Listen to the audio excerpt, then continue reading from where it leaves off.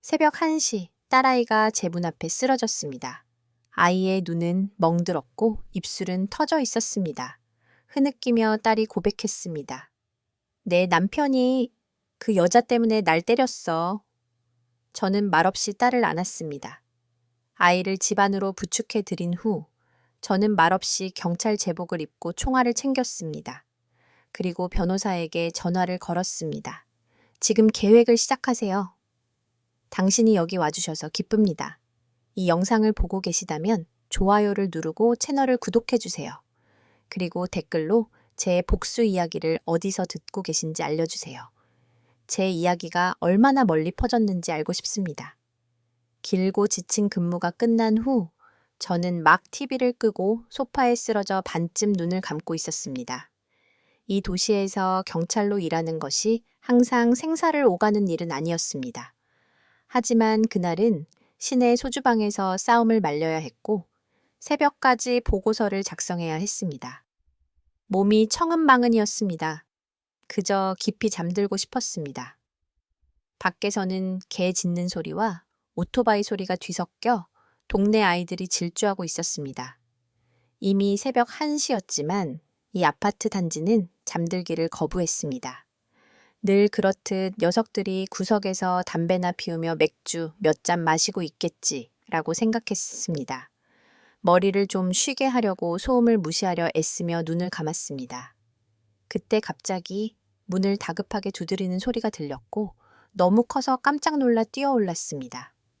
심장이 마구 뛰었고 경찰의 직감이 즉시 발동했습니다. 이 시간에 누가 저렇게 문을 두드리지? 저는 만일을 대비해 의자를 꽉 쥔 채 현관으로 재빨리 걸어갔습니다. 누구세요? 두려워서가 아니라 뭔가 나쁜 일이 일어나고 있음을 직감했기에 목소리가 조금 떨렸습니다. 아무도 대답하지 않았습니다. 그저 이번에는 더 약하게 두어 번 문을 두드리는 소리가 나더니 이내에 목이 메고 떨리는 목소리가 들렸습니다. 엄마, 문 좀 열어줘. 제발. 저는 거의 얼어붙었습니다. 제 딸, 지원이의 목소리였습니다. 가슴이 터질 듯이 뛰는 채로 서둘러 문을 열었습니다. 문을 열자마자 지원이는 상처 입은 동물처럼 부들부들 떨며 제 품에 쓰러졌습니다. 저는 딸의 축 늘어진 몸을 껴안았습니다. 마치 기력이라고는 한 방울도 남아있지 않은 것 같았습니다.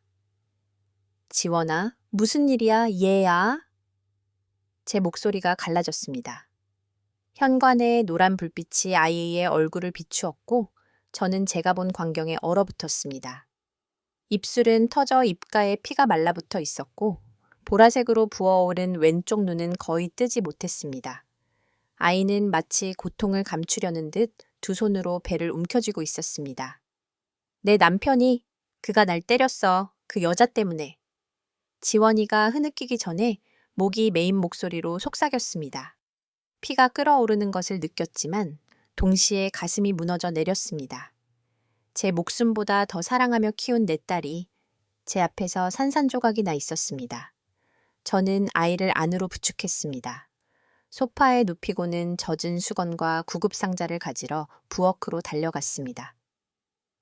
가만히 있어, 얘야. 어디 좀 보자. 속은 만신창이가 되었지만 애써 침착하려 하며 말했습니다.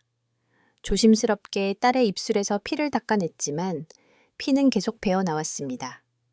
마치 제 심장을 베는 것 같았습니다. 상처는 깊었습니다. 단순한 피부 상처가 아니었습니다. 훨씬 더 깊은 손상을 입은 듯 했습니다. 지원이는 여전히 배를 움켜쥐고 있었고 마른 손이 떨리고 있었습니다. 저는 조심스럽게 아이의 손을 치웠습니다. 블라우스를 들어 올렸고 맙소사, 저는 하마터면 수건을 떨어뜨릴 뻔했습니다. 거대하고 검붉은 멍이 마치 한 번이 아니라 여러 번 악랄하게 맞은 것처럼 복부를 뒤덮고 있었습니다. 마치 제가 그 매를 다 맞은 것처럼 숨이 쉬어지지 않았습니다. 지원아, 누가 널 이렇게 만든 거야? 민수 짓이지, 그렇지? 분노와 고통으로 떨리는 목소리로 물었습니다. 지원이는 대답이 없었습니다. 그저 울기만 했고 그 울음소리가 집안의 정적을 깨뜨렸습니다. 더 생각할 것도 없이 저는 전화기를 붙잡고 외우고 있던 병원 응급실 번호를 눌렀습니다. 김 선생님, 부탁드립니다. 준비 좀 해주세요. 제 딸을 데려가겠습니다. 저는 서둘러 말했습니다. 제 차는 브레이크 수리 때문에 정비소에 맡겨져 있어서 택시를 불렀습니다. 기다리는 동안 지원이 옆에 앉았습니다. 춥지 않도록 담요를 덮어주었습니다. 아이가 테이블 위에 올려둔 휴대폰이 쉴 새 없이 불이 켜졌습니다. 곁눈질로 보니 민수에게서 온 부재 중 전화 7통과 잠금 화면에 떠 있는 몇 개의 카톡 메시지가 보였습니다. 모든 걸 잃고 싶으면 입 한번 뻥끗해봐. 머리끝까지 피가 솟구치는 것을 느꼈습니다. 전화기를 잡으려고 손을 뻗었습니다. 더 보고 싶었습니다. 그 자가 딸에게 무슨 짓을 더 했는지 알고 싶었습니다. 하지만 지원이는 약해진 와중에도 공황에 빠진 듯 제게서 그것을 낚아챘습니다. 엄마, 보지 마. 아무것도 아니야. 마치 그 전화기를 만지기만 해도 모든 것이 무너져 내릴 것처럼 공포에 질린 눈으로 저를 바라봤습니다. 저는 다그치지 않았습니다. 그저 아이를 안심시키려 손을 꽉 잡았습니다. 엄마 여기 있어, 얘야. 아무 일도 없을 거야. 하지만 속으로는 이 일이 이미 너무 멀리 와버렸다는 것을 알았습니다.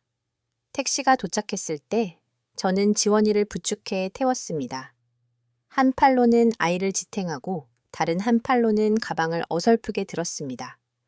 병원으로 가는 길에 지원이는 고개를 제 어깨에 기댄 채 몸을 웅크리고 엄마, 미안해. 이 시간에 귀찮게 하고 싶지 않았는데 더는 못 참겠어서 여기로 도망쳐 와야 했어. 라는 말을 되풀이했습니다. 아이가 하는 말 한마디 한마디가 제 가슴에 비수처럼 꽂혔습니다. 저는 아이의 엄마였습니다. 평생 딸을 지키겠다고 약속했었는데 이제 딸은 한때 제가 믿었던 그 남자에게 망가진 채 한밤중에 저를 찾아와야 했습니다. 택시는 병원 앞에 멈췄고 차가운 백색에 넌사인이 응급실이라는 글자를 비추고 있었습니다. 저는 거의 서 있지도 못하는 딸을 부축해 내렸습니다. 딸의 몸은 여전히 떨리고 있었고 마지막 남은 힘을 붙잡으려는 듯 배를 움켜쥐고 있었습니다. 저 역시 겁에 질려 있었지만 저 자신의 떨리는 심장을 감추려 애쓰며 아이의 손을 꽉 잡았습니다. 엄마, 여기 있어. 무서워하지 마. 저는 속삭였습니다. 당직을 서고 있던 의사 선생님이 이미 문 앞에서 우리를 기다리고 있었습니다. 그녀는 지원이를, 그 다음엔 저를 걱정스러운 표정으로 바라보았지만 아무 말도 하지 않았습니다. 그저 간호사에게 제 딸을 검사실로 데려가라고 손짓할 뿐이었습니다. 저는 납처럼 무거운 발걸음으로 뒤따라갔습니다.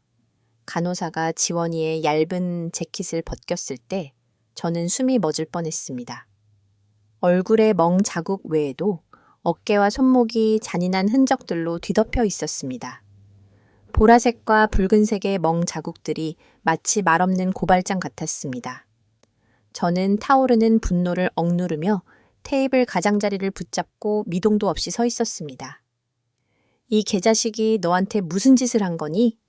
속으로 생각했지만 지원이가 다시 울음을 터뜨릴까봐 차마 소리내어 말하지 못했습니다. 의사 선생님은 심각한 얼굴로 각각의 상처를 꼼꼼히 기록했습니다. 갈비뼈에 금이 갔는지 확인하기 위해 엑스레이를 찍어봐야겠습니다. 그녀는 무겁지만 단호한 목소리로 말했습니다. 저는 아무 말 없이 고개를 끄덕였습니다. 그저 현실에서 벗어나려는 듯 눈을 감고 누워있는 지원이를 바라볼 뿐이었습니다. 결과를 기다리는 동안 저는 치료 서류에 서명하고 보증금을 내기 위해 접수처로 내려갔습니다. 제 휴대폰이 쉬지 않고 진동했습니다. 모르는 번호가 화면에 떴습니다. 저는 즉시 그 번호를 알아보았습니다. 지원이가 우리 집에 도착한 직후 이 시간에 전화를 걸 사람이 있다면 그건 민수일 수밖에 없었습니다. 분노가 치밀어 올라 저는 받지도 않고 끊어버렸습니다. 그는 저와 통화할 자격이 없었습니다. 그가 저지른 짓을 생각하면 절대 용납할 수 없었습니다. 병실로 돌아왔을 때 지원이는 아마도 탈진해서인지 얕은 잠에 빠져 있었습니다. 저는 여전히 떨리는 손으로 이불을 끌어올려 덮어주었습니다. 아이의 얼굴을 보니 예전의 지원이가 떠올랐습니다. 마당에서 저를 쫓아다니며 엄마, 나 좀 봐 라고 외치던 쾌활하던 그 어린아이 말입니다. 이제 그 미소는 사라지고 상처와 두려움으로 대체되었습니다. 저는 침대 옆에 앉아 아이가 자는 모습을 지켜보았습니다. 가슴이 조각조각 났습니다. 저는 딸의 엄마였습니다. 딸을 지키겠다고 약속했으면서 민수 같은 놈의 손에 딸이 떨어지도록 내버려 두었습니다. 제 자신을 탓했지만 동시에 제 안에서 결의의 불꽃이 타오르기 시작했습니다. 제 딸이 계속 고통받게 내버려 둘 수 없었습니다. 절대로. 딸에게 링거를 마치고 상태가 안정된 후 저는 지원이를 집으로 데려왔습니다. 따뜻한 우유 한 잔을 타서 침대 옆에 놓아주고 아이가 잠든 것을 확인하고 조용히 문을 닫았습니다. 거의 동이 틀 무렵이었습니다. 창문으로 희미한 빛이 새어 들어왔습니다. 저는 현관으로 나가 정리를 좀 하다가 길 건너편 이웃집 김아줌마가 마당을 쓰는 것을 보았습니다. 그녀는 저를 보더니 서둘러 다가왔습니다. 목소리가 다급했습니다. 은희 씨, 어젯밤에 무슨 일 있었어요? 문 두드리는 소리랑 우는 소리가 들리던데. 저는 한숨을 내쉬고는 지원이가 남편에게 맞아서 그가 딸을 집에서 쫓아냈고 한밤중에 여기로 피신해야 했다고 짧게 말했습니다. 김아줌마는 이를 갈며 눈을 번뜩였습니다. 감히 어떻게 아내를 그렇게 대할 수가 있어요? 그 남자 부끄러운 줄도 모르네. 저는 더 말하지 않고 고개를 끄덕였습니다. 하지만 제게 동지가 생긴 것을 느꼈습니다. 문득 김아줌마 집 현관에 카메라가 있다는 것이 기억났습니다. 저기, 김아줌마, 혹시 어젯밤에 아줌마네 카메라에 뭐 찍힌 거 없을까요? 제가 물었습니다. 그녀는 즉시 고개를 끄덕이더니 휴대폰 앱을 열어 제게 영상을 보여주었습니다. 저는 지원이가 제 문 앞에서 필사적으로 문을 두드리고 희미한 울음소리가 밤중에 울려 퍼지는 그 장면을 제 휴대폰에 녹화했습니다. 그 모습을 다시 보니 가슴이 또다시 아팠지만 동시에 이것이 핵심 증거가 될 것임을 알았습니다. 저는 김아줌마의 손을 잡고 진심으로 고마워했습니다. 그녀는 그저 제 손을 토닥이며 단호하게 말했습니다. 그 아이를 위해 꼭 정의를 되찾아줘요. 은희 씨라면 할 수 있을 거라고 믿어요. 저는 침실로 들어가 옷장을 열고 흠잡을 데 없이 걸려있는 제 경찰 제복을 바라보았습니다. 파란색 셔츠, 카키색 바지, 벨트, 그리고 총기 홀스터. 모든 것이 저를 기다리고 있는 것 같았습니다. 저는 거친 천의 감촉을 손가락으로 느끼며 각 부분을 집어들었습니다. 말없이 옷을 갈아입었습니다. 단추를 하나하나 채우고 벨트를 조였습니다. 각각의 움직임이 맹세와 같았습니다. 저는 지원이의 엄마일 뿐만 아니라 경찰관이기도 했습니다. 저는 딸을 지키기 위해 제가 가진 모든 것을 사용할 것이었습니다. 옷을 다 입고 나서 전화기를 들고 가족 변호사인 최현우 변호사에게 전화를 걸었습니다. 전화기 너머로 그의 잠긴 목소리가 들렸습니다. 여보세요? 저는 짧게 말했습니다. 최 변호사님, 지금 당장 계획을 시작하세요. 그는 잠시 침묵하더니 물었습니다. 은희 씨, 확실합니까? 저는 일말의 망설임도 없이 대답했습니다. 확실합니다. 준비해 주세요. 전화를 끊고 거실로 나갔습니다. 서랍에서 디지털 카메라를 꺼냈습니다. 지원이가 자고 있는 침대로 다가가 조심스럽게 이불을 걷어내고 아이의 상처 하나하나를 사진으로 찍기 시작했습니다. 터진 입술, 멍든 눈, 배에 멍 자국. 플래시가 터질 때마다 저는 육체적인 상처뿐만 아니라 아이의 영혼에 깊이 새겨진 손상까지 기록하고 있음을 느꼈습니다. 사진을 다 찍고 나서 식탁에 앉아 모든 서류와 김아줌마 집의 영상이 담긴 USB 드라이브를 펼쳐놓았습니다.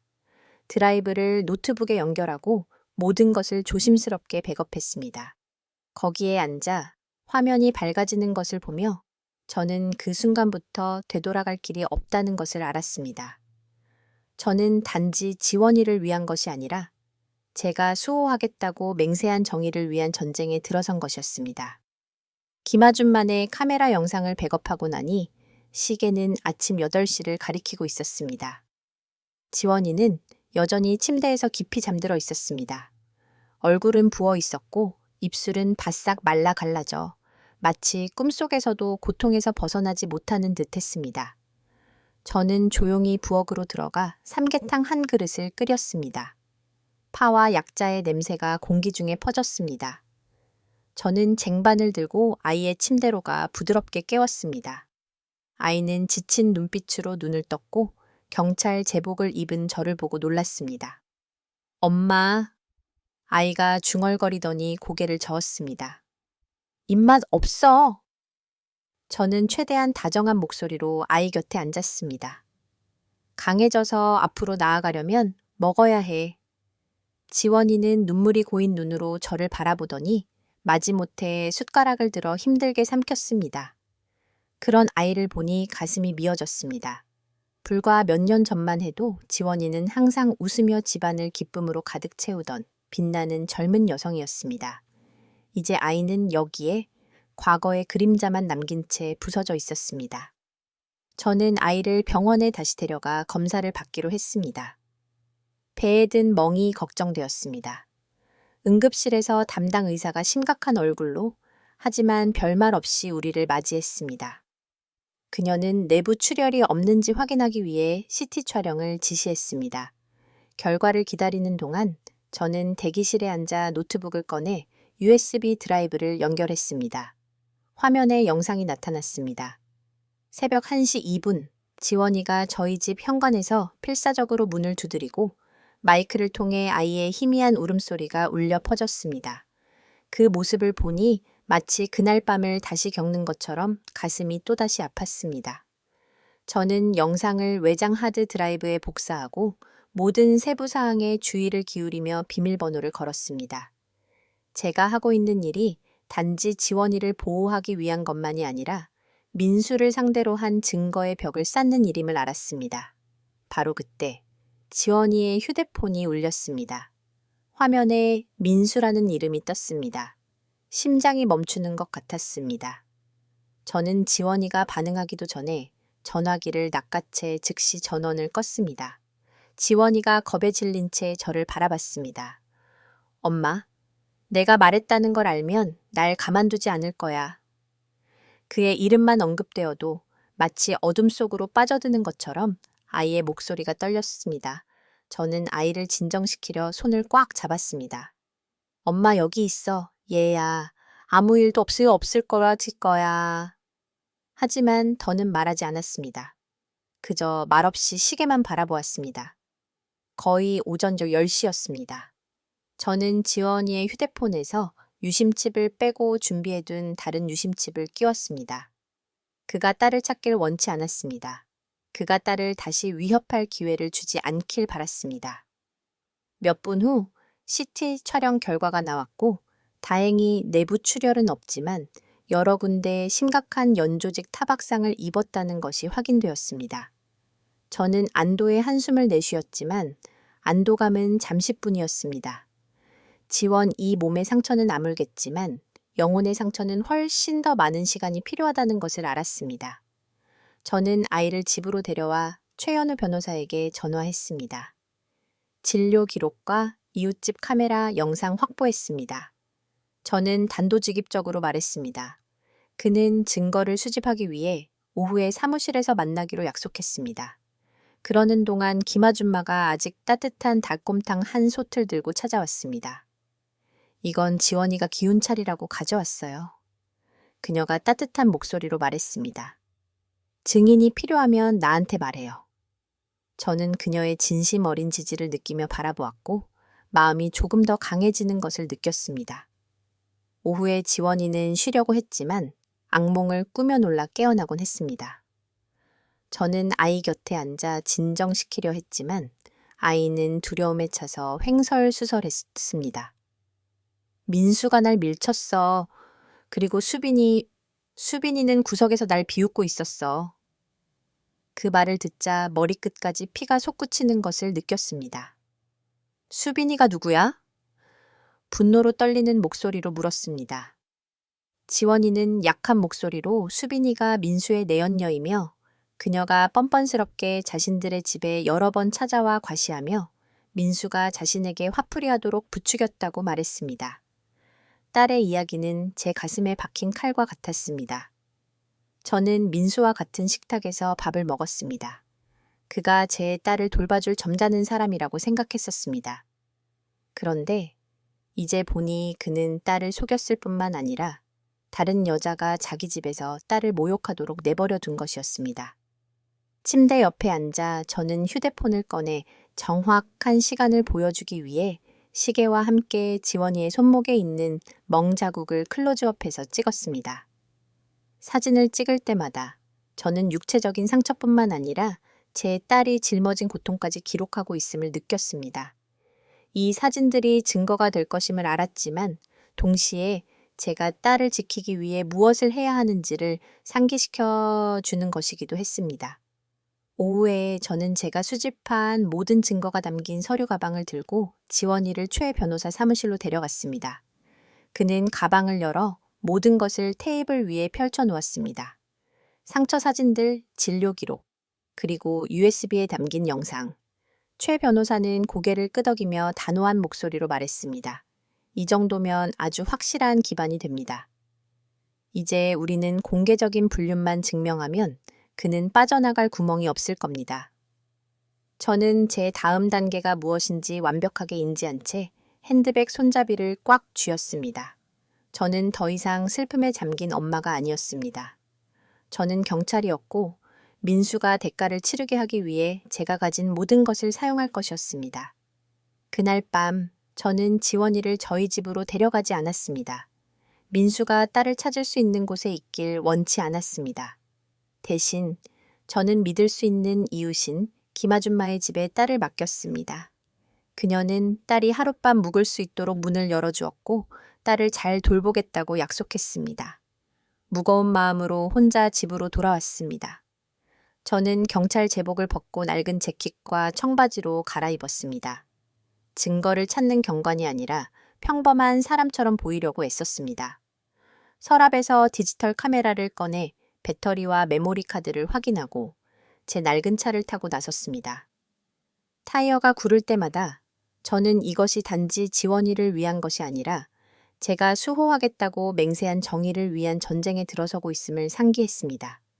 저는 지원이가 민수가 자주 찾는다고 말했던 그 술집 근처의 어두운 골목에 차를 주차했습니다. 그곳의 넌 불빛이 거리 한쪽을 밝혔습니다. 저는 차 안에서 몸을 웅크리고 카메라를 손에 쥔 채 기다렸습니다. 저녁 8시쯤 민수의 은색 트럭이 나타났고 헤드라이트가 골목을 훑었습니다.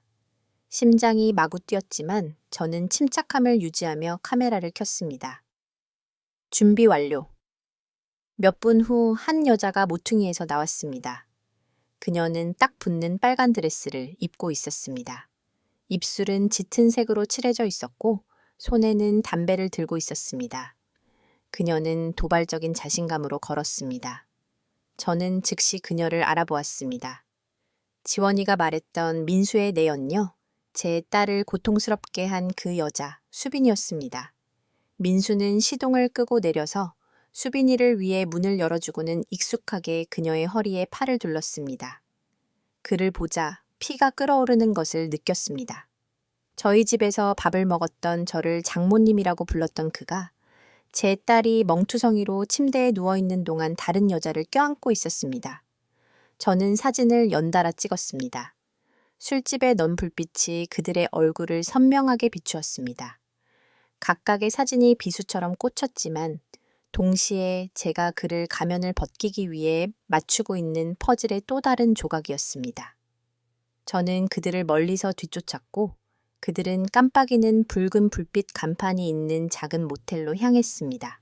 가까이 다가가지는 않고 멀리서 그들이 손을 잡고 로비로 들어가는 사진을 두어 장 더 찍었습니다. 그런 다음 주차장으로 돌아가서 근처 디지털 시계에 시간이 표시되도록 민수 트럭의 번호판 사진을 찍었습니다. 각각의 사진은 총알이었고 저는 그가 빠져나갈 수 없게 만들 증거를 확보했음을 알았습니다. 집에 도착해서 노트북을 열고 모든 사진을 비밀번호로 보호되는 특수 폴더로 옮겼습니다. 저는 감출 수 없는 결의에 찬 목소리로 최 변호사에게 전화했습니다. 그의 불륜 사진을 확보했습니다. 그들의 얼굴이 보입니다. 차 번호판도 보이고요. 최 변호사는 단호한 목소리로 응답했습니다. 훌륭합니다, 은희 씨. 안전하게 보관하세요. 그가 당신이 그것들을 가지고 있다는 것을 알게 해서는 안 됩니다. 저는 그가 볼 수는 없었지만 고개를 끄덕였고 정의에 한 걸음 더 다가섰다는 것을 알기에 조금 더 안도감을 느꼈습니다. 바로 그때 제 휴대폰이 진동했습니다. 김아줌마의 번호로 지원이에게서 전화가 왔습니다. 딸의 목소리는 다급했습니다. 엄마, 그가 방금 내 친구에게 전화해서 내가 어디 있는지 물었대. 친구가 모른다고 하니까 그 애까지 위협했어. 너무 무서워. 지원이의 목소리를 듣자 심장이 멎는 것 같았습니다. 제 딸은 민수에게서 도망쳤음에도 불구하고 여전히 그의 위협에 시달리고 있었습니다. 저는 딸을 안심시켰습니다. 진정해. 김아줌마 집에 있어. 내가 그를 감시하고 있어. 하지만 속으로는 그가 지원이를 다시 해칠 방법을 찾기 전에 더 빨리 움직여야 한다는 것을 알았습니다. 저는 즉시 경찰서에 믿을 만한 동료인 박경감에게 연락했습니다. 저는 제가 수집한 모든 증거, 즉 김아줌마의 영상, 지원이의 진료 기록, 그리고 불륜 사진들을 그에게 제시했습니다. 동네, 특히 김아줌마 집을 감시할 순찰대를 보내주셨으면 합니다. 제가 딱딱한 목소리로 말했습니다. 박경감은 망설임 없이 동의했지만 먼저 저에게 경고하는 것을 잊지 않았습니다. 은희 씨, 당신이 하는 일은 매우 위험합니다. 하지만 증거가 충분하다면 당신이 이길 거라고 확신합니다. 저는 그에게 감사 인사를 하고 혹시 저에게 무슨 일이 생길 경우를 대비해 불륜 사진 사본을 그에게 건넸습니다. 그날 밤 저는 한숨도 자지 못했습니다. 식탁에 앉아 모든 자료를 파일로 정리했습니다. 상처 증거, 카메라 영상, 그리고 불륜 사진들. 각각의 파일이 고발장 같았고 민수를 세상에 드러낼 또 하나의 단계였습니다. 하지만 제 마음속에서는 고통을 떨쳐낼 수 없었습니다. 저는 한때 그를 아들처럼 여겼습니다. 그가 지원이를 보호해 줄 것이라 믿었습니다. 그런데 이제 그는 딸을 배신했을 뿐만 아니라 감히 딸에게 손을 대고 다른 여자 때문에 딸을 위협하기까지 했습니다. 지원이의 멍 자국을 생각할 때마다 그 고통이 깊은 상처처럼 저를 아프게 했습니다. 다음 날 아침, 저는 최 변호사가 추천해준 심리상담사에게 지원이를 데려갔습니다. 지원이는 학대의 나날들로 인한 트라우마를 극복하기 위해 도움이 필요했습니다. 저는 무거운 마음으로 대기실에 머물렀습니다. 어깨를 축 늘어뜨린 채 천천히 상담실로 걸어 들어가는 딸의 뒷모습을 보니 가슴에 돌덩이가 얹힌 것 같았습니다.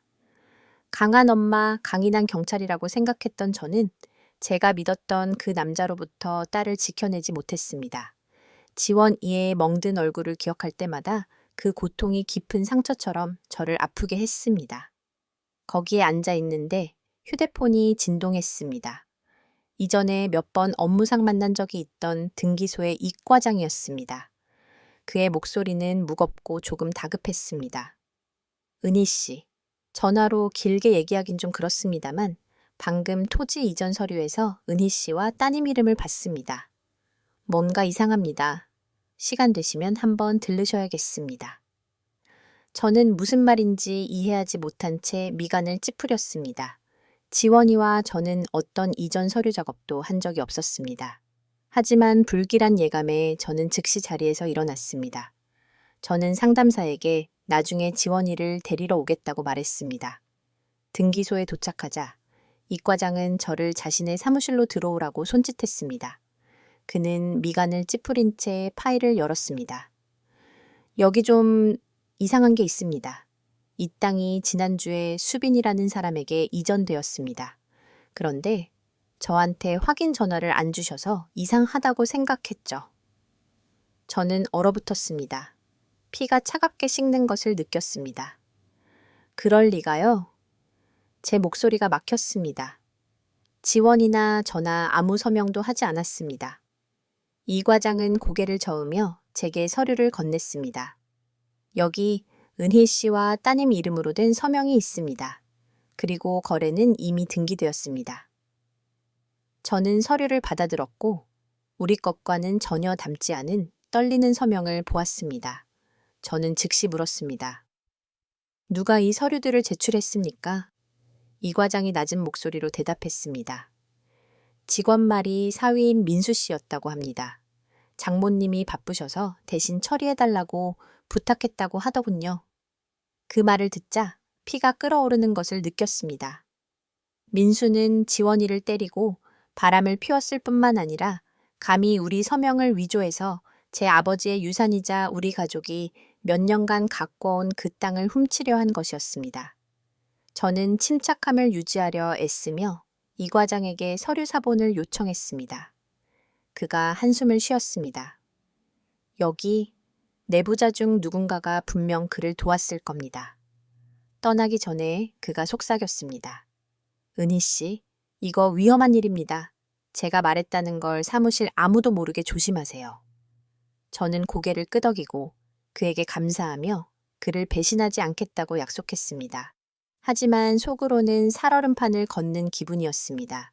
민수는 단순한 폭력배가 아니었습니다. 그는 자신의 목적을 달성하기 위해 무슨 짓이든 할 교활한 조종자였습니다. 오후에 저는 치료를 마친 지원이를 데리러 갔습니다. 아이는 지쳐 보였지만 더 이상 공황에 질린 눈빛은 아니었습니다. 저는 위조된 서류 사본을 들고 딸을 곧장 최 변호사 사무실로 데려갔습니다. 최 변호사는 서류를 꼼꼼히 검토하고 손가락으로 테이블을 두드리며 단호하게 말했습니다. 이것이 관 뚜껑에 박힐 마지막 못입니다. 이제 우리는 사기 증거까지 확보했습니다. 그가 빠져나갈 구멍이 없기에 충분합니다. 제 옆에 앉아있던 지원이는 말없이 듣고 있었지만 눈에는 눈물이 고였습니다. 엄마, 그가 할아버지 땅을 훔치려고 서명을 위조하기까지 했어. 아이가 고통과 분노가 뒤섞인 떨리는 목소리로 말했습니다. 저는 아이에게 힘을 주려는 듯 손을 꽉 잡았습니다. 하지만 저 역시 저 자신의 고통과 싸우고 있었습니다. 그 땅은 단순한 재산이 아니었습니다. 그것은 추억이었습니다. 제 아버지의 땀이었고 우리 가족이 여러 세대에 걸쳐 돌봐온 것이었습니다. 그런데 민수는 자신의 야망과 배신을 위해 감히 그것을 모두 짓밟았습니다. 그날 밤 저는 박경감을 만나 위조 서류 사본을 건넸습니다. 그는 심각한 표정으로 고개를 끄덕였습니다. 증거가 매우 확실합니다. 그가 빠져나가지 못하도록 확실히 하겠습니다. 저는 그에게 감사했지만 여전히 마음 한구석이 무거웠습니다. 집에 돌아와 침실에 있는 작은 금괴의 모든 문서를 잠갔습니다. 시계는 거의 자정을 가리키고 있었지만 저는 전혀 졸리지 않았습니다. 저는 어둠 속에 앉아 민수에 대해, 그가 지원이에게, 우리 가족에게 한 짓에 대해 생각했습니다.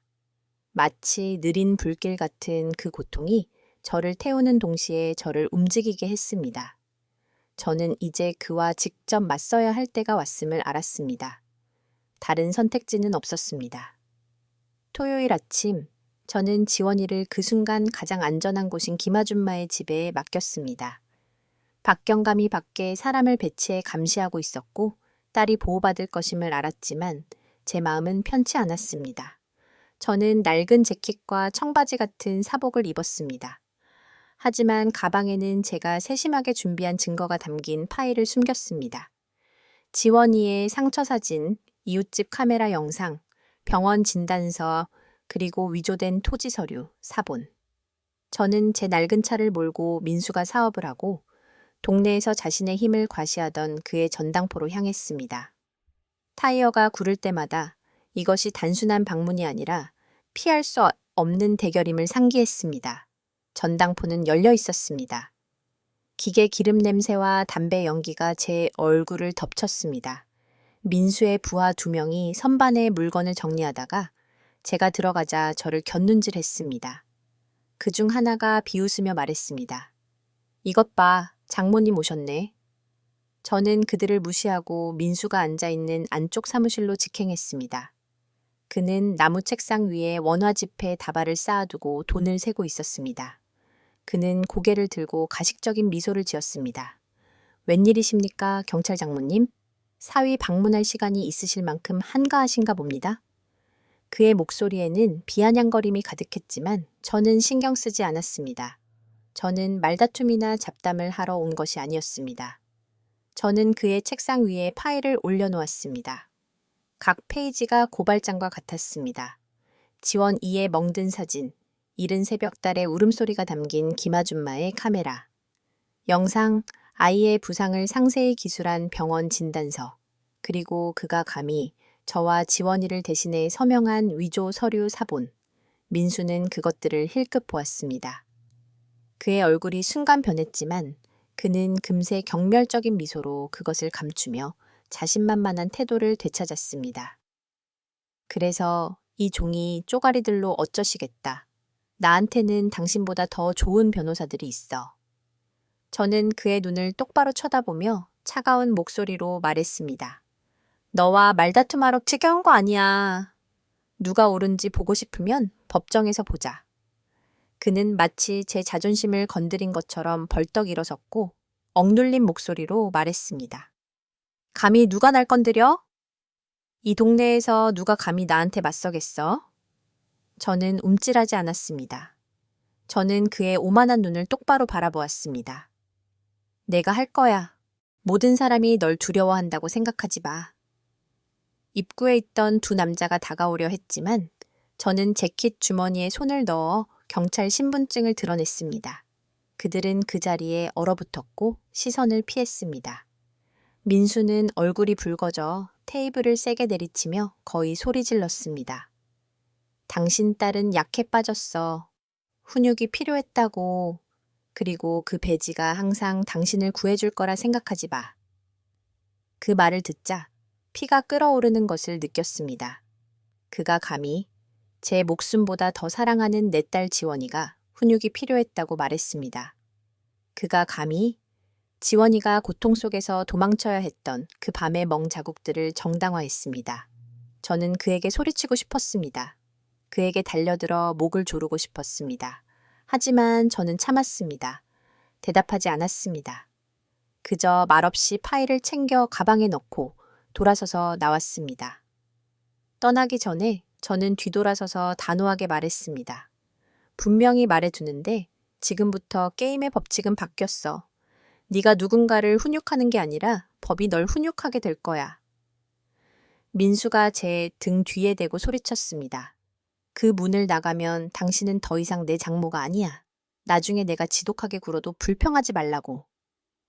저는 멈춰서서 두려움이라곤 한 점도 없이 그를 마지막으로 바라보았습니다.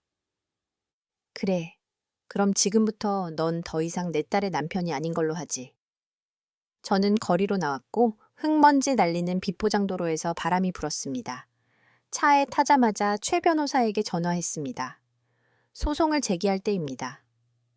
최 변호사는 침착하지만 신중한 목소리로 대답했습니다. 알겠습니다. 준비하십시오.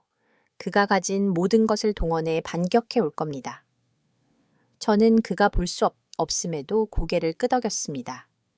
제 심장은 강철처럼 차가웠습니다. 이 전쟁이 쉽지 않으리라는 것을 알았지만 저는 준비가 되어 있었습니다.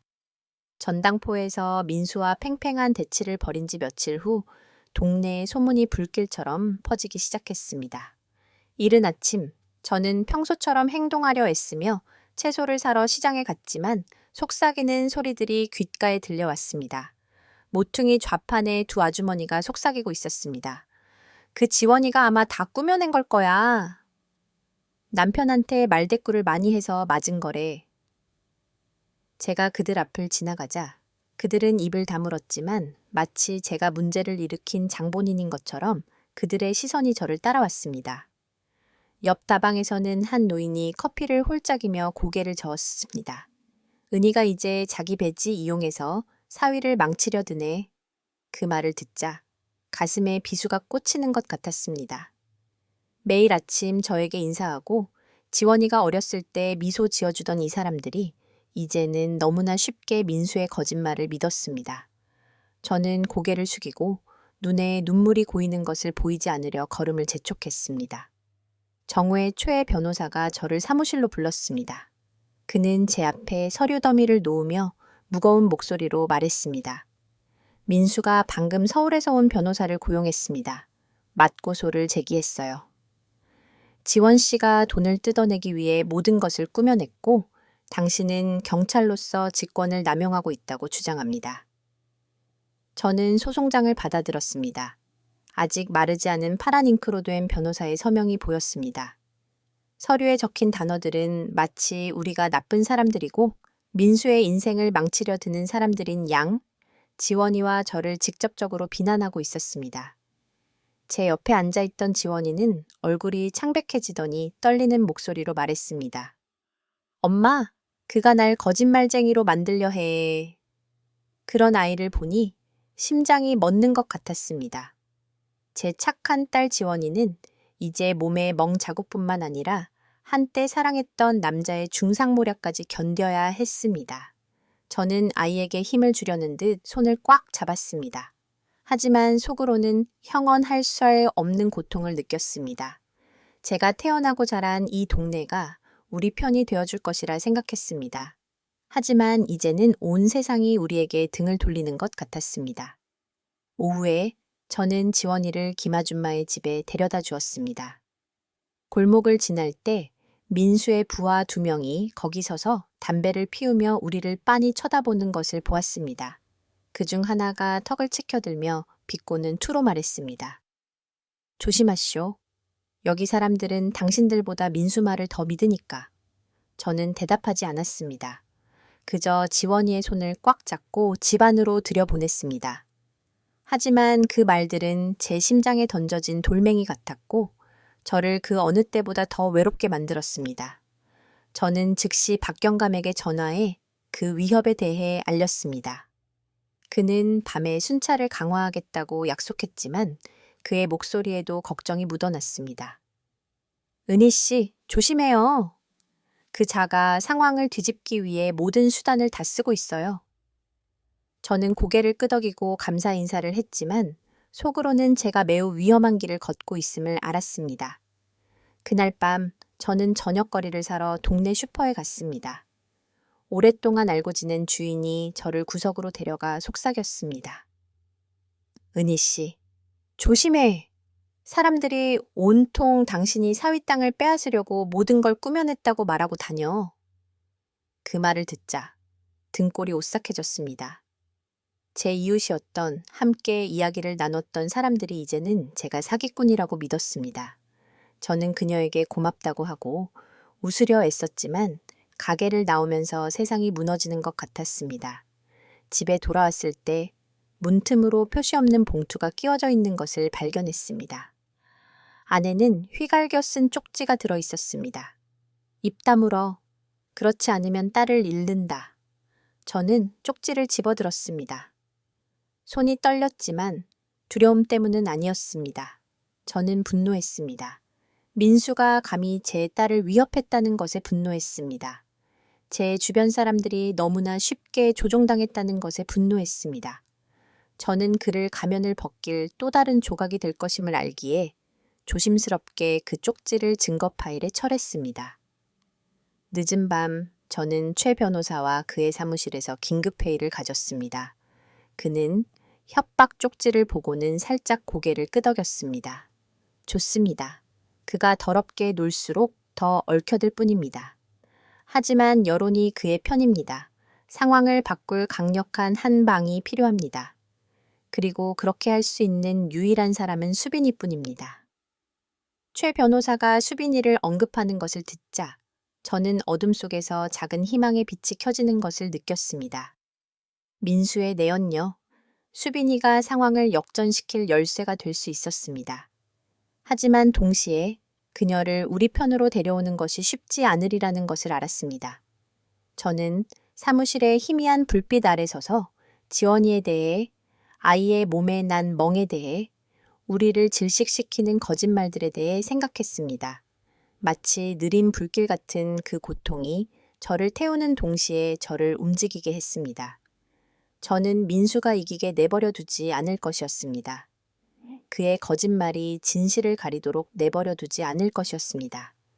전당포에서 팽팽한 대치를 벌인 다음 날, 저는 수빈이가 종로 끝에 있는 작은 술집에 자주 출몰한다는 것을 알아냈습니다. 이것이 게임의 흐름을 바꿀 민수가 이겼다고 생각한 판을 뒤집을 기회임을 알았습니다. 저는 눈에 띄지 않으려고 헐렁한 재킷과 모자를 눌렀었습니다.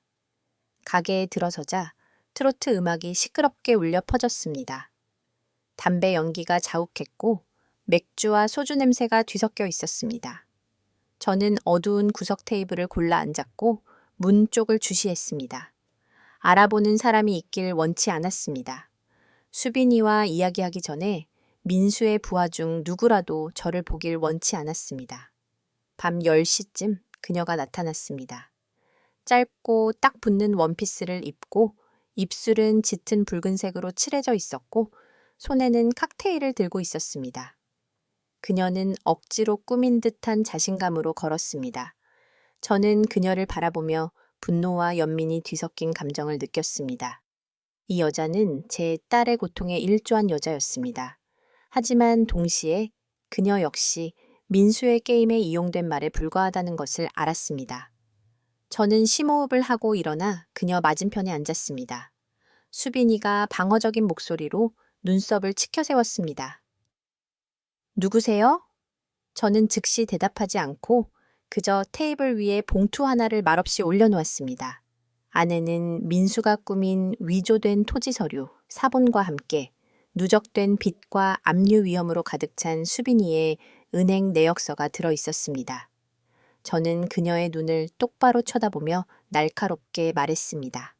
나는 민수 장모요. 당신이 계속 그 사람 편에 서면 같이 침몰하게 될 거야. 하지만 협조하면 당신은 살 수 있어. 수빈이는 비웃음을 터뜨렸지만 봉투를 열어 서류를 보자마자 얼굴에서 웃음기가 사라졌습니다. 그녀는 창백해졌습니다. 이전 서류에 위조된 서명과 그녀의 빚을 보여주는 붉은 숫자들을 보자 그녀의 시선이 흔들렸습니다. 저는 차갑지만 단호한 목소리로 계속했습니다. 박경감님도 이미 모든 것을 알고 있어. 재판이 시작되자마자 당신은 사기 혐의로 증언대에 불려나갈 거고 심각한 형을 받을 수도 있어. 그게 당신이 원하는 거야? 수빈이는 오랫동안 말이 없었습니다. 칵테일을 든 손이 떨리고 있었습니다. 그녀는 용기를 내려는 듯 술을 단숨에 들이켜더니 이내 떨리는 목소리로 말했습니다. 민수는 나한테 그 땅의 지분을 주겠다고 약속했어요. 모든 게 잘 될 거라고, 내가 모든 걸 갖게 될 거라고 했어요. 하지만 이제 보니 그는 날 이용했을 뿐이에요. 그녀의 말을 듣자 약간의 연민을 느꼈습니다. 수빈이는 잘못된 길을 들었지만 민수의 조종에 당한 또 다른 희생자였습니다. 하지만 저는 감정에 휩쓸리지 않았습니다. 저는 그녀를 뚫어지게 바라보았습니다. 당신이 이 일에서 깨끗하게 빠져나올 마지막 기회야. 재판에서 진실을 말해. 그럼 나도 그걸 참작하지. 바로 그때 술집 문이 거칠게 열리고 민수의 부하 2명이 들어왔습니다. 그들은 주위를 둘러보더니 수빈이와 함께 앉아있는 저를 발견했습니다. 그들은 험악한 얼굴로 다가왔습니다. 망설임 없이 저는 주머니에서 경찰 신분증을 꺼내 테이블 위에 올려놓았습니다. 어디 한번 해보시지? 가게의 희미한 불빛이 신분증에 반사되었고 두 남자는 멈칫하더니 천천히 문 쪽으로 물러났습니다. 그들의 눈에는 여전히 증오가 가득했습니다. 수빈이는 숨을 헐떡이며 테이블 가장자리를 붙잡고 종이장처럼 창백해졌습니다. 저는 그녀를 바라보며 무겁지만 단호한 목소리로 말했습니다. 봤지? 민수는 당신을 지켜줄 수 없어. 그는 당신을 같이 끌어내릴 뿐이야. 수빈이는 입술을 깨물었습니다. 그녀의 눈은 두려움과 결의 사이에서 흔들렸습니다. 마침내 그녀는 고개를 끄덕였습니다. 좋아요, 증언할게요. 하지만 내 안전을 약속해줘야 해요. 저는 많은 것을 약속하지 않았습니다. 그저 고개를 끄덕였습니다. 당신이 옳은 일을 한다면 나도 최선을 다하겠어. 저는 즉시 박경감에게 전화해 상황을 알리고 수빈이가 숨을 수 있도록 외곽에 안전한 오피스텔을 마련해달라고 요청했습니다. 술집을 나오며 차갑고 어두운 거리를 걸었습니다. 바람에 몸이 떨렸습니다. 하지만 속으로는 큰 안도감을 느꼈습니다. 전세가 역전되었음을 알았습니다. 민수는 방금 가장 중요한 패를 잃었습니다. 재판 당일 아침, 저는 하늘이 아직 어두운 5시에 일어났습니다. 부엌으로 가서 맑은 닭죽을 끓였습니다. 부드러운 향기가 집안을 가득 채운 긴장을 가라앉히려는 듯했습니다. 저는 쟁반을 들고 아직 자고 있는 지원이의 침대로 갔습니다.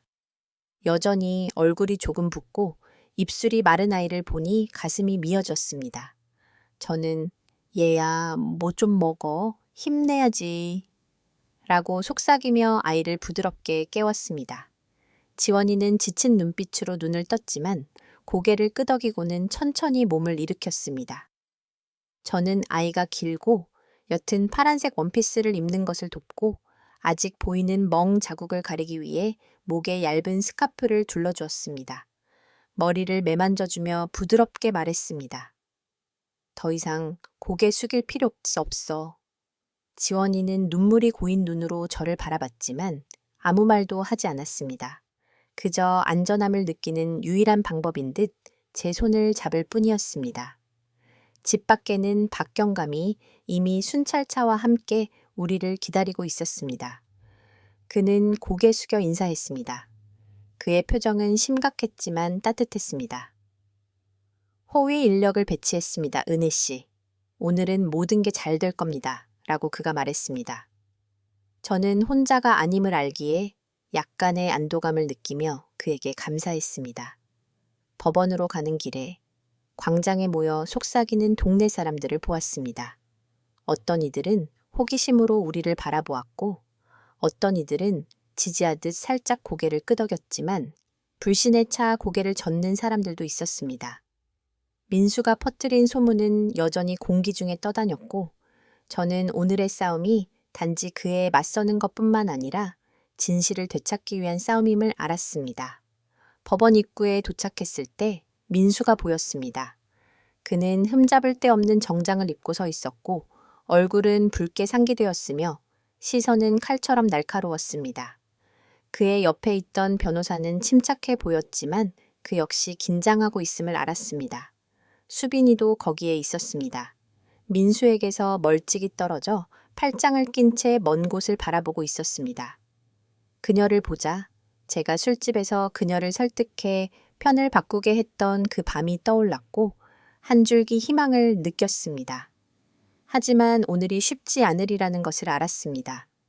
저는 지원이의 손을 잡고 법정 안으로 이끌었습니다. 안은 10,000원이었습니다. 오래된 나무 의자들이 사람들이 자리를 잡을 때마다 삐걱거렸습니다. 저는 뒷줄에 앉아있는 김아줌마를 보았습니다.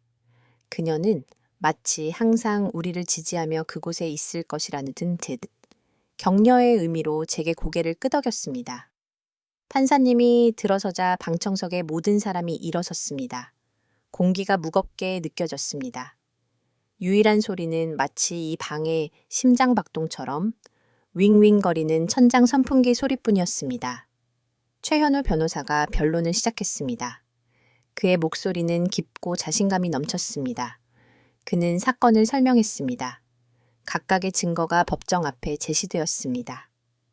지원 2의 상처 사진, 병변을 상세히 기술한 의사의 진단서, 이른 새벽 지원이의 울음소리를 녹음한 김아줌마의 카메라 영상, 그리고 등기소에서 확보한 위조된 토지 서류 사본. 최 변호사가 화면에 영상을 틀자 문을 두드리는 지원이의 소리와 희미한 흐느낌이 방 안을 가득 채웠습니다. 사람들 사이에서 웅성거리는 소리가 들렸습니다. 어떤 이들은 눈가를 닫고 있었습니다. 저는 제 옆에 지원이를 바라보았습니다. 아이의 손이 떨리고 있었고 고개를 숙이고 있었습니다. 저는 아이의 어깨에 손을 얹고 제가 여전히 그곳에 항상 그곳에 있을 것임을 말하려는 듯 부드럽게 어깨를 쥐었습니다.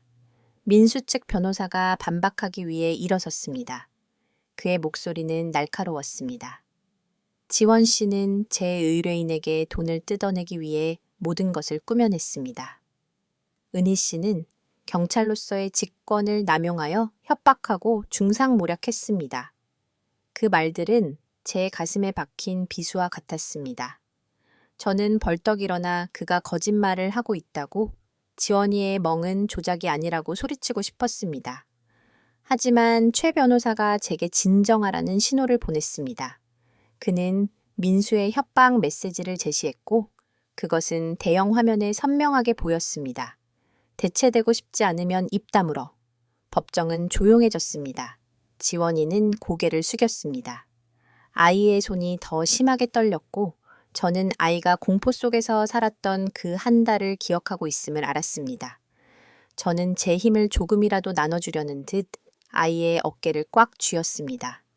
그 다음은 수빈이의 차례였습니다. 그녀는 떨면서 증인석에 섰고 시선은 망설였습니다. 민수는 저에게 그 땅의 지분을 주겠다고 약속했습니다. 그녀의 목소리는 떨렸지만 분명했습니다. 그는 모든 게 다 처리되었다고 말하며 제게 이전 서류를 받으라고 압력을 넣었습니다. 하지만 진실은 그가 아내의 서명을 위조해서 그녀의 땅을 훔쳤다는 것입니다. 민수가 벌떡 일어나 소리쳤습니다. 네가 날 배신했어. 법원 경위들이 그를 강제로 앉혀야 했고 판사가 엄하게 말했습니다. 정숙, 그렇지 않으면 법정에서 퇴장시키겠습니다.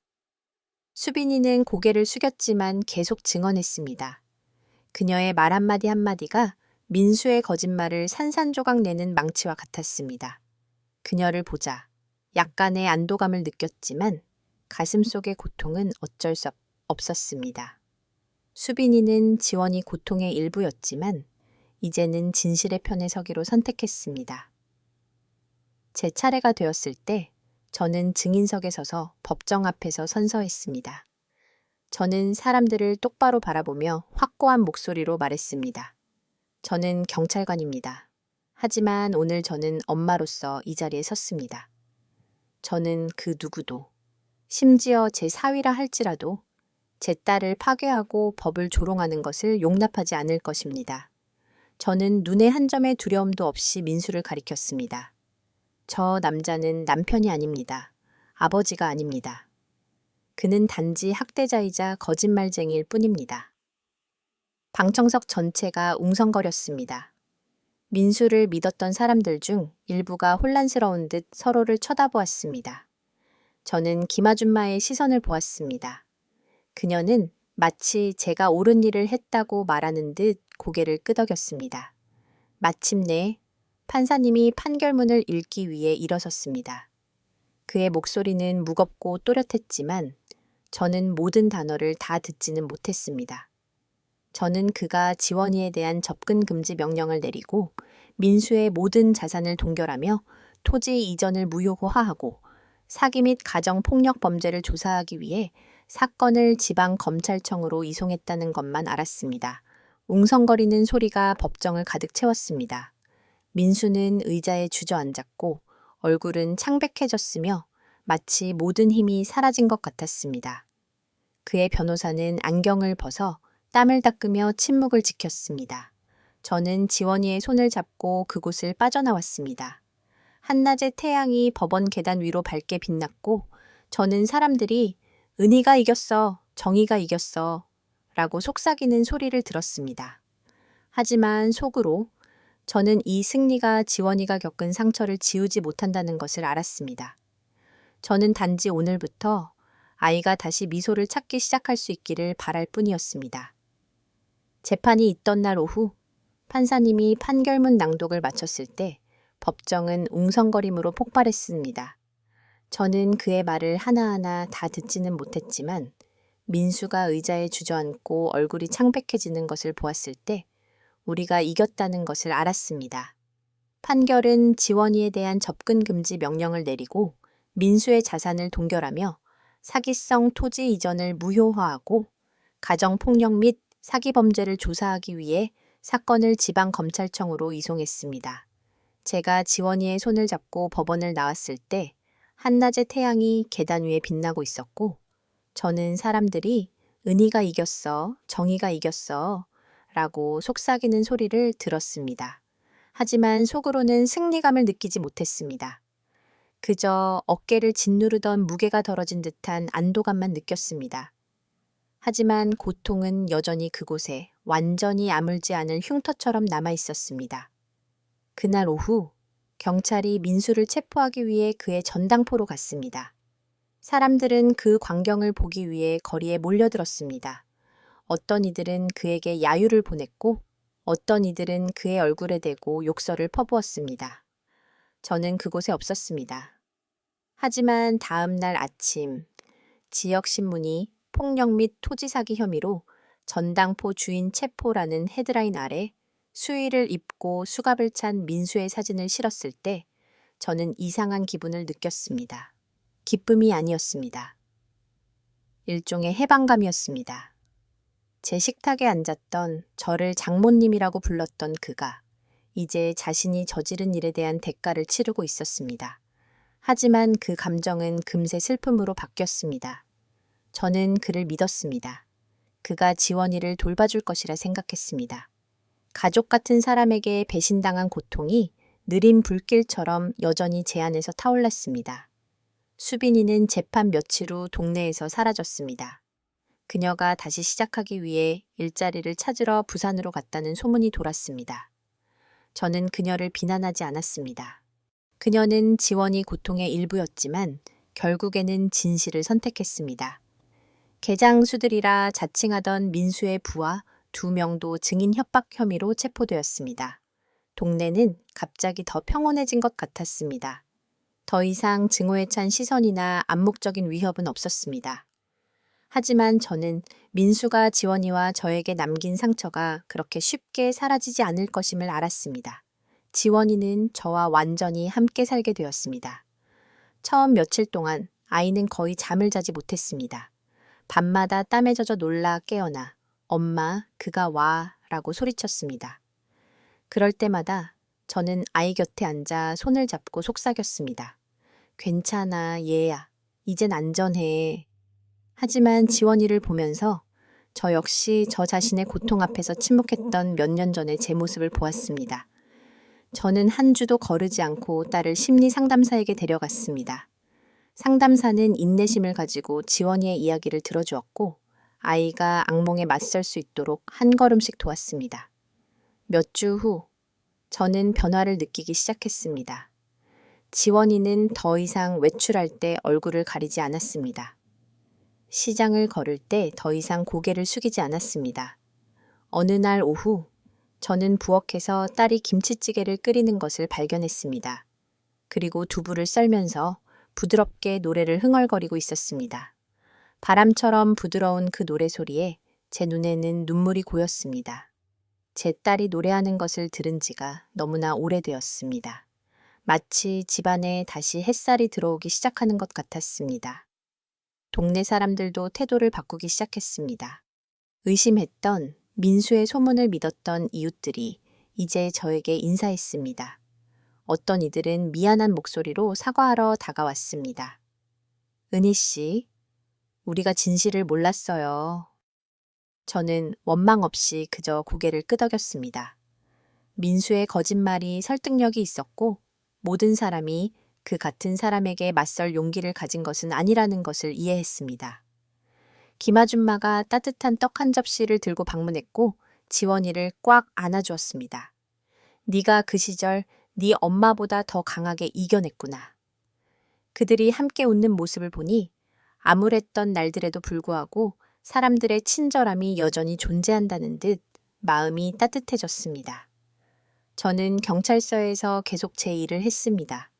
매일의 순찰은 제 의무를 상기시켜 주었습니다. 폭력 사건을 마주칠 때마다 다른 여성들이 침묵을 깨도록 도와야겠다는 결의가 더 굳건해졌습니다. 한 번은 경찰서 밖에서 한 젊은 여성이 눈이 퉁퉁 부은 채 핸드백을 움켜쥐고 우는 것을 발견했습니다. 저는 그녀 옆에 앉아 부드러운 목소리로 말했습니다. 당신은 혼자가 아니에요. 제 어머니도 겪었고 제 딸도 겪었어요. 그리고 저 역시 한때 침묵했죠. 하지만 오늘 저는 침묵이 오직 그 괴물을 키울 뿐이라는 것을 알아요.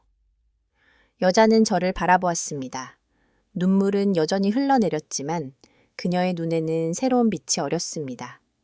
저는 그녀의 고통을 지울 수는 없지만 적어도 누군가가 기꺼이 들어줄 의지가 있음을 보여줄 수는 있다는 것을 알았습니다. 몇 달 후 지원이는 다시 일할 수 있을 만큼 강해졌다고 느꼈습니다. 그녀는 시내 중심가의 한 회계사무소에 일자리를 구했습니다. 그날 밤 딸은 환한 미소로 문을 열며 늦게 집에 돌아왔습니다. 엄마, 저 취직했어요. 저는 일어나 온 힘을 다해 딸을 껴안았고 우리는 둘 다 울었습니다. 그것은 고통의 눈물이 아니라 기쁨과 해방의 눈물이었습니다. 거기서 태양처럼 웃고 있는 지원이를 보니 마당에서 저를 쫓아다니며 엄마, 나 좀 봐 라고 외치던 그 어린아이가 떠올랐습니다. 저는 딸의 마음속 상처가 여전히 남아있음을 알았지만 아이는 앞으로 나아가는 법을, 다시 자신을 찾는 법을 배우고 있었습니다. 그날 밤 저는 베란다에 앉았습니다. 바람이 시원하게 불었습니다. 저는 지원이가 문 앞에 쓰러져 멍든 얼굴로 민수가 자신에게 한 짓을 떨리는 목소리로 말하던 그날 밤을 기억했습니다. 저는 투쟁의 몇 달, 잠 못 이루던 밤들, 온 동네의 거짓말과 불신 아래 무너질 것 같았던 순간들을 기억했습니다. 하지만 그때 저는 오늘의 지원이의 미소를 보았고 이렇게 생각했습니다. 정의는 때로 더디지만 그것이 왔을 때 당신에게 숨결을, 웃음을, 그리고 심지어 당신의 미래까지 돌려줄 수 있다. 저는 제 커피를 한 모금 마셨습니다. 이제는 차갑게 식었지만 저는 오랫동안 느끼지 못했던 마음의 평화를 느꼈습니다. 지원이는 돌아왔고 과거의 상처를 안고 있던 저는 제 딸뿐만 아니라 자신을 위해 일어설 누군가가 필요한 모든 여성을 위해 계속 싸울 이유를 찾았습니다. 우리가 들려드린 이 이야기는 허구이지만 일부 실제 사건에 기반하고 있습니다. 관련된 분들의 신원을 보호하기 위해 이름과 장소는 변경되었습니다. 우리는 판단하기 위해 이 이야기를 하는 것이 아니라 누군가가 듣고 잠시 멈춰 생각하기를 바라는 마음에서입니다.